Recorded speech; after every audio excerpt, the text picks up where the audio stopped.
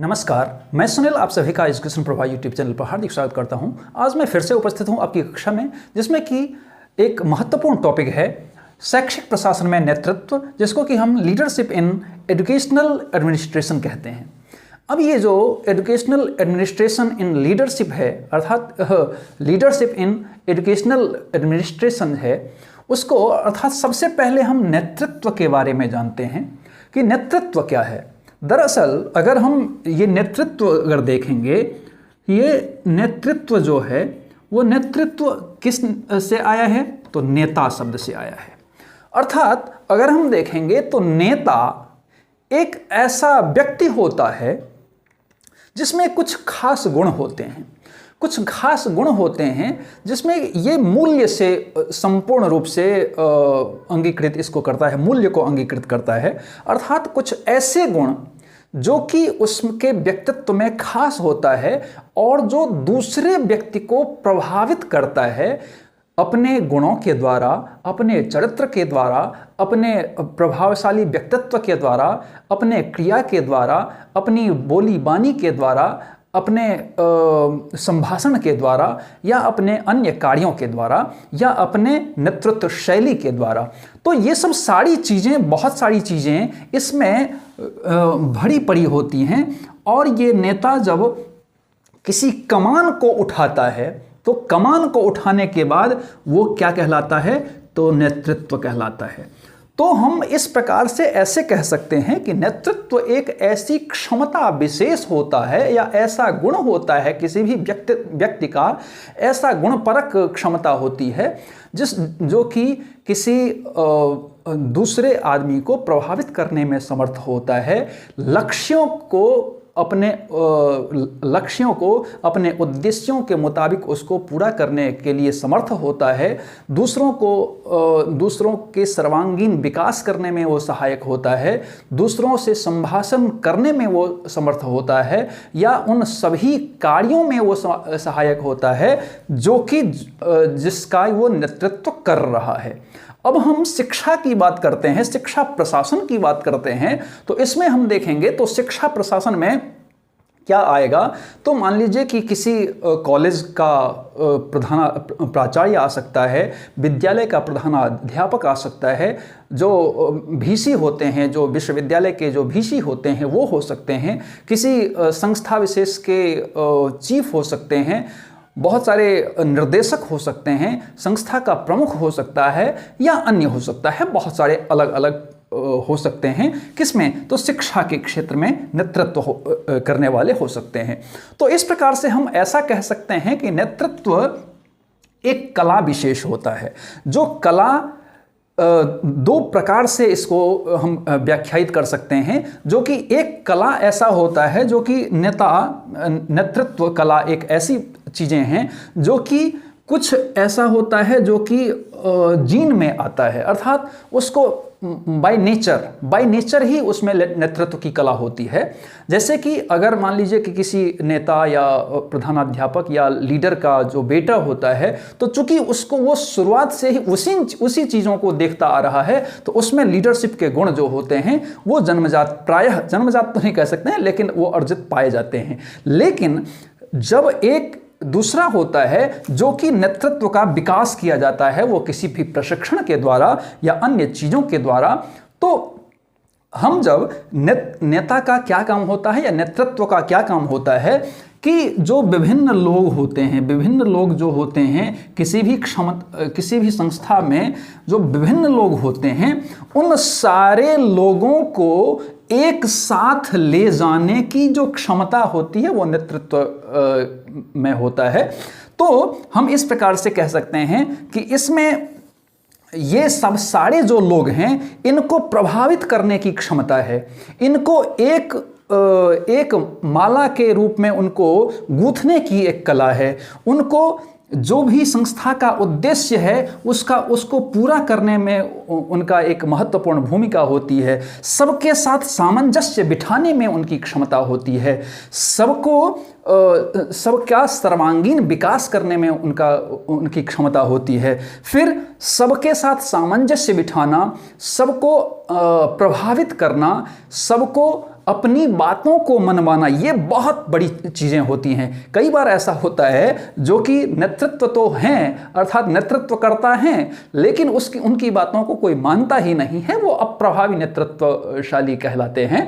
तो ऐसा नहीं हो, नेतृत्व उनके पास होता है या नेतृत्व वो कर सकते हैं बेहतर जिनके पास ये सब सारी कलाएं होती हैं। मुख्य रूप से आप देखेंगे किसी भी संस्था में, जो चूंकि संस्था एक बड़ी चीज़ें होती हैं और उसमें बहुत सारे लोग होते हैं, तो ये ज़रूरत क्यों पड़ती है इसका मैं उदाहरण देता हूं कि अगर मान लीजिए कि बहुत सारे लोग हैं, अगर 100 लोग हैं एक संस्था में, किसी भी संस्था में 100 लोग हैं और 100 लोग हैं, अगर नेतृत्व किसी के पास नहीं रहे तो क्या हो जाएगा, सारे लोग 100 लोग अपनी अपनी मर्जी से काम करते रहेंगे। लेकिन नेतृत्वकर्ता को इसीलिए उसको डिप्यूट किया जाता है क्योंकि सभी लोगों को एक प्रकार से बांध करके रखे। बांध करके मतलब ये कहें कि सही दिशा निर्देश में वो काम करे।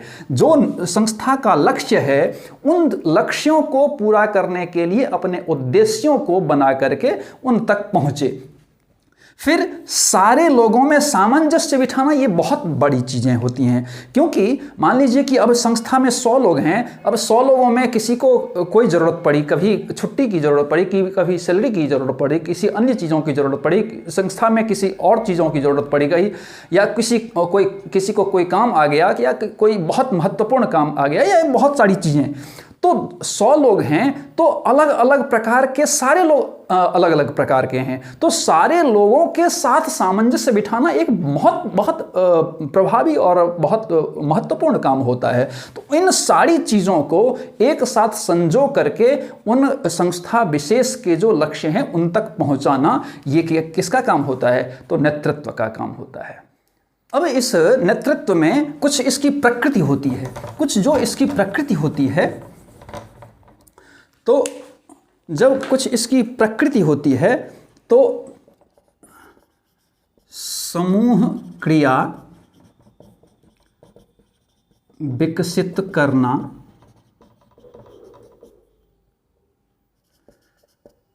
कर्मचारियों का प्रतिनिधि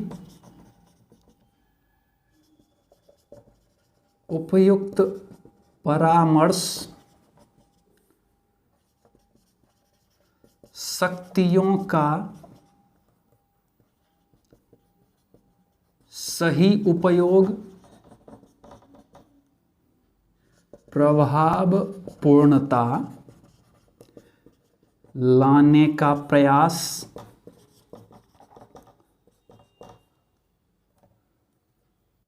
सहयोग विकसित करना और सही वातावरण का निर्माण करना। ये प्रकृति है। ये किसकी प्रकृति है, तो लीडरशिप की प्रकृति है। ये लीडरशिप की प्रकृति है। ये लीडरशिप की प्रकृति जो है उसमें आप देखेंगे तो समूह क्रिया को विकसित करना। समूह क्रिया को विकसित करना मतलब ये चूंकि बहुत सारे लोग हैं उसमें, तो समूह क्रिया को जब तक हम विकसित नहीं करेंगे तब तक हमारी संस्था का कभी भी हम अपने लक्ष्य तक, अर्थात संस्था के लक्ष्य तक हम नहीं पहुंच सकते हैं। तो नेतृत्व शैली में ये बहुत ज़्यादा महत्वपूर्ण होता है कि किसी भी समूह की क्रिया को विकसित करना। फिर कर्मचारियों का प्रतिनिधि, डेफिनेटली वो कर्मचारियों का, जितने भी मान लीजिए कि 100 कर्मचारी हैं तो उसका वो प्रतिनिधित्व कर रहा है। उसको जिस प्रकार से आप देखेंगे कि बहुत सारे लोग होते हैं और लोग एक किसी एमएलए को चुनते हैं, एमपी को चुनते हैं, या मुखिया को चुनते हैं, या सरपंच को चुनते हैं, या अन्य को चुनते हैं, तो वो क्या होता है, वो प्रतिनिधि करता है उन शिक्षा संस्था अगर है तो उनका प्रतिनिधि करता है, उनके दुखों सुखों में शामिल होता है, उनके हर व्यवहार में शामिल होता है, उनकी सारी चीज़ों को शामिल करता है और उनको वो प्रतिनिधि करता है। फिर उपयुक्त परामर्श, जो उनको लगता है कि मान लीजिए कि अगर जो भी संस्था में चल रही है और संस्था विशेष के लिए उसके उन्नयन के लिए कुछ परामर्श अगर देना होता है तो वो परामर्श भी देते हैं कि इस प्रकार करने से हम ज़्यादा अच्छे ढंग से काम कर सकते हैं, इस प्रकार के परामर्श देते हैं। फिर शक्तियों का सही उपयोग, ऐसा ना हो कि कोई भी अगर नेतृत्व करता हो गया तो हम अपने शक्तियों का दुरुपयोग कर लें, ऐसा नहीं। जो नेता होता है या नेतृत्वकर्ता होते हैं उनको डेफिनेटली ये बहुत ज़रूरी है कि वो अपनी शक्तियों का सही रूप में प्रयोग करें, तभी संस्था का विकास हो सकता है, अन्यथा की स्थिति में विनाश हो सकता है। फिर हम देखेंगे प्रभावपूर्णता लाने का प्रयास। अगर मान लीजिए कि हमेशा हमेशा हमेशा हमेशा एक अगर लीडर है और वो हमेशा बोलता रहता है, कुछ भी बोलता है, जो मन में आता है वही बोलता है, तो डेफिनेटली आप देखेंगे कि उसकी प्रभावपूर्णता डेफिनेटली कम होगी। लेकिन अगर एक प्रभावशाली व्यक्तित्व कोई है नेतृत्वकर्ता और वो कम बोलता है लेकिन उसकी प्रभावशीलता बहुत ज़्यादा है और दूसरों को प्रभावित करता है, तो उसका बहुत ज़्यादा क्या होता है, उसको लाने का प्रयास। और जैसे कि मैंने कहा कि जब हम नेतृत्वकर्ता बनते हैं तो उसमें बहुत कुछ सीखने को भी मिलता है और सीखते सीखते सीखते सीखते ये अर्जित गुणों का विकास भी होता है इसमें। फिर सहयोग विकसित करना, तो सहयोग विकसित करना, अब अगर मान लीजिए कि कर्मचारी हैं, अगर हम आपस में सहयोग को विकसित नहीं करेंगे तब तो घोर अन्याय हो जाएगा, कभी भी संस्था का विकास हो ही नहीं सकता है। क्योंकि जब तक परस्पर सहयोग की भावना नहीं होगी तो क्या एक अकेले लीडर, अकेले कोई नेतृत्वकर्ता किसी भी संस्था को चला सकता है या किसी भी संस्था को अपने लक्ष्यों तक पहुंचा सकता है? कतई नहीं। तो सबसे ज़्यादा महत्वपूर्ण है कि हम क्या करें, तो जिस कैटेगरी का है कर्मचारी, उसको उस रूप में उसकी रुचियों के अनुसार, उसके क्षमता के अनुसार, उसकी योग्यता के अनुसार उसको हम काम दे देते हैं और सबके साथ सहयोग की भावना विकसित करते हैं। फिर सही वातावरण, ये बहुत महत्वपूर्ण है। अगर मान लीजिए कि कोई भी संस्था है और हम सही वातावरण का निर्माण ही नहीं कर पाए तो डेफिनेटली वो कभी भी संस्था अपने लक्ष्य तक पहुंच पाने में समर्थन नहीं होगा। क्योंकि अगर मान लीजिए कि कर्मचारियों में ही लड़ाई होती रहती है, हमेशा झगड़े होते रहते हैं, एक दूसरे को नीचा दिखाने का प्रयास करते रहते हैं, तो डेफिनेटली वो संस्था कभी भी अव्वल दर्जे का नहीं हो सकता है। वहीं पर अगर समुचित वातावरण, जो अगर शैक्षिक संस्था है और अगर हम समुचित वातावरण का निर्माण करेंगे, एक दूसरे का सहयोग, एक दूसरे के प्रति सहयोग की भावना रखेंगे, छात्र के साथ, कर्मचारियों के साथ या अन्य के साथ, तो निश्चित रूप से वो संस्था अपने लक्ष्यों तक पहुंच पाने में समर्थ होगी। तो इसके बाद हम ये किस प्रकार के, इसके जो प्रकार हैं, अर्थात नेतृत्वकर्ता के प्रकार हम ले लेते हैं। पहले नेतृत्वकर्ता के प्रकार: गतिशील, सलाहकार, निरंकुश, कार्योन्मुखी, चमत्कारी, अलोकतांत्रिक,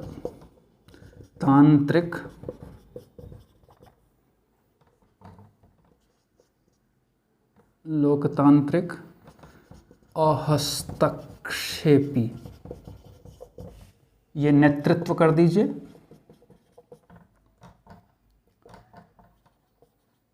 नेतृत्वकर्ता, ये देखिए कि नेतृत्वकर्ता के कुछ प्रकार होते हैं जो कि, जैसे कि एक गतिशील नेतृत्वकर्ता। गतिशील नेतृत्वकर्ता कैसे होते हैं?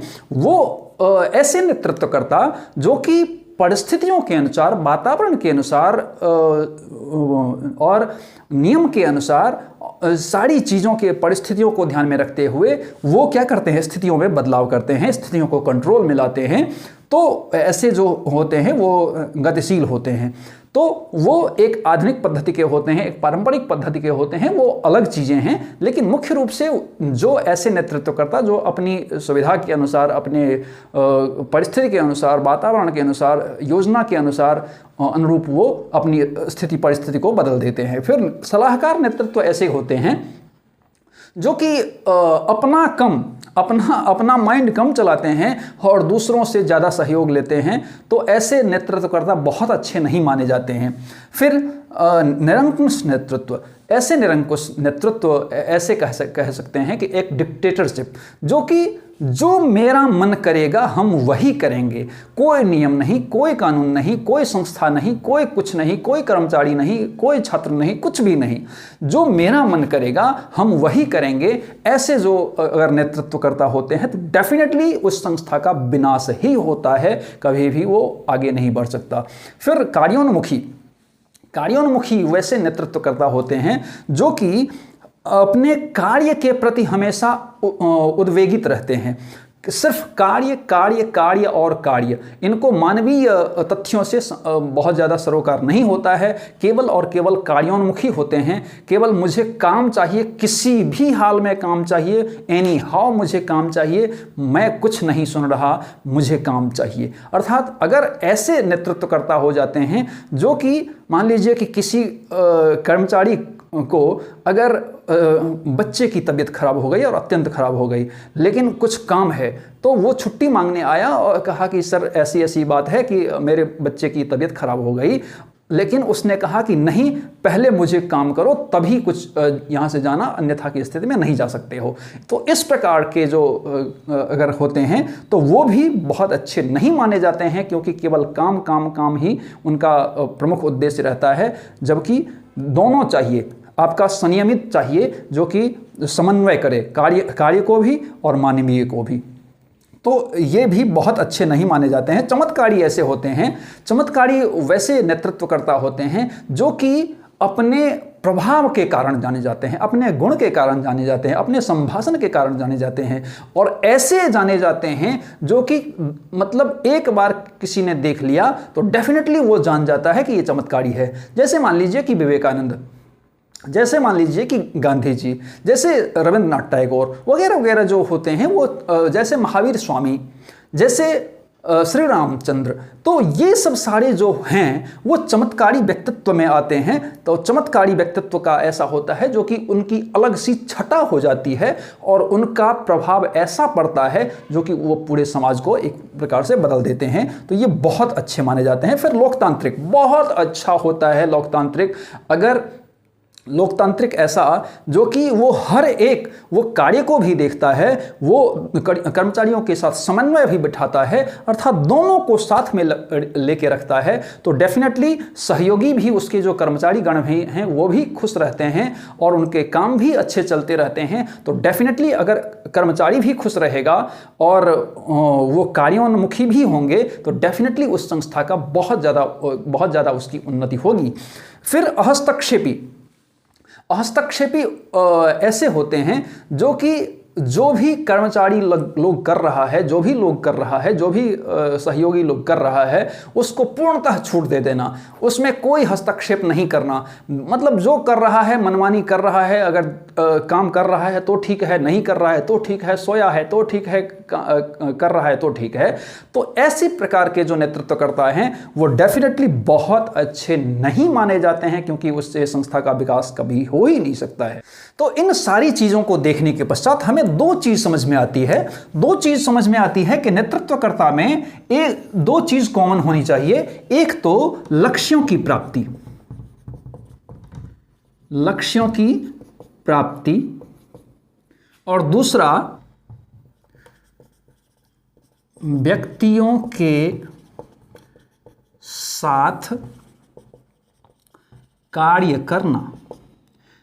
एक ये हो गया, ये दूसरा ये हो गया। तो हम जब सारी चीज़ों को मिलाकर, कुल मिलाकर के हम दो चीज़ों को देखते हैं कि एक नेतृत्वकर्ता में दो चीज़ बहुत ज़्यादा होनी चाहिए। कि एक तो सबसे पहला प्रमुख होता है कि संस्था का जो लक्ष्य है उसको पूरा करना, और दूसरा होता है कि व्यक्तियों के साथ, अर्थात जो हमारे सहयोगी गण हैं, जो हमारे कर्मचारी गण हैं, उनके साथ क्या करना, सहयोग की भावना या और उसके साथ कार्य करने की क्षमता का विकास करना। तो डेफिनेटली मुझे लगता है कि आपने शैक्षिक प्रशासन में जो नेतृत्व है उसको आप बेहतर ढंग से जाने होंगे। इसी प्रकार से पढ़ने के लिए आप एजुकेशन प्रभा यूट्यूब चैनल को सब्सक्राइब कीजिए, लाइक कीजिए, शेयर कीजिए, कॉमेंट कीजिए और साथ ही बेल आइकन को जरूर प्रेस कीजिए ताकि आपको आने वाली सभी वीडियो मिलती रहे। धन्यवाद।